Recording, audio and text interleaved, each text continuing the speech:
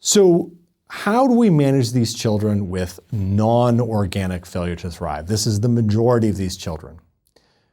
We certainly support positive eating behavior. We try to encourage a positive eating environment for these children and their families. We will engage a pediatric dietitian to come and assess how much is this child eating and what is this child eating and how can we boost calories.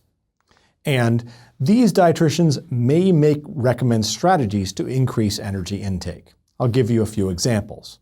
In the younger infants, sometimes we'll concentrate the formula. Normal formula is 20 kcal per ounce.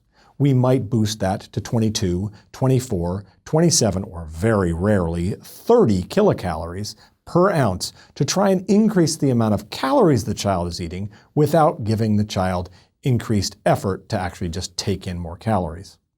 In older children, sometimes we'll supplement food into their diet. And by that, I mean sprinkle in an extra fat, sprinkle in some extra protein. There are lots of clever ways we can actually sneak extra calories into children's food. Oftentimes, a clinical psychologist or social services are warranted to try and help the family deal with whatever are the stressors that are causing them to neglect their child. A child abuse specialist consult is indicated if we suspect child abuse or child neglect. They can be incredibly helpful in not only making the diagnosis and engaging in a discussion with a family that is appropriate for a court of law, but also they can help us in terms of follow-up with these children if there's no follow-up available in the community. Typically, we only admit children under 6 months of age because we want to track growth very carefully, or in children who have very severe failure to thrive and have a concern for refeeding syndrome. Refeeding syndrome is an unusual problem in these children, but let's review it briefly. As you recall, in people who have significant starvation, if we refeed them too quickly, they have large pools of ADP. They can't make their ATP because they have no sugar. As a result, when they are acutely refed, the ADP is rapidly transferred into ATP, driving down their serum phosphate levels. And a very low serum phosphate level is a potential risk for sudden death. So we don't want to refeed children who have been starving very quickly. We want to do it slowly. And this is often done in a supervised setting. So what are the outcomes? The outcomes are tricky, especially in these children with social failure to thrive, because some of those outcomes are a result of being brought up in a dysfunctional environment. However, what we often see in these children who don't eat well early in life is a continued undereating throughout life.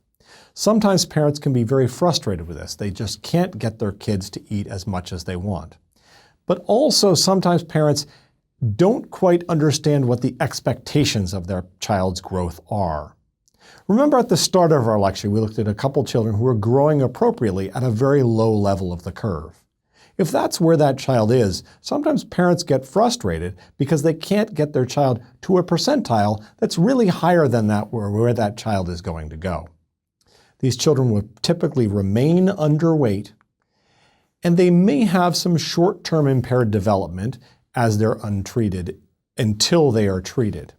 An example would be often in children or infants with failure to thrive, there's a delay in rolling over, sitting up, or standing, or walking, or talking. But once they're fed, they rapidly catch up. If children are untreated, they are at risk for short stature. They're at risk for secondary immune deficiencies because if you don't have much protein, it's harder to make antibodies. And they are gravely at risk for long-term cognitive and behavioral problems as they grow into young adults. So this is our classic case. We have a 2-year-old male who's not growing. His parents are going through a divorce and begin arguing in the office, and they're asked to leave the room. The nurse assesses the child's height and weight, and the pediatrician immediately is worried, noticing that this child has not changed in weight from the last visit, which was already low. There's stress in this family. This child is not changing in his height and weight for the last few visits, and now is below the 2nd percentile. What are the facts of this case that are concerning? Well, certainly this child is now below the 2nd percentile, and probably we have a few measurements that are corroborating this fact. Remember, one low level may just be an abnormal scale. Notice it's from the last visit, which was already low.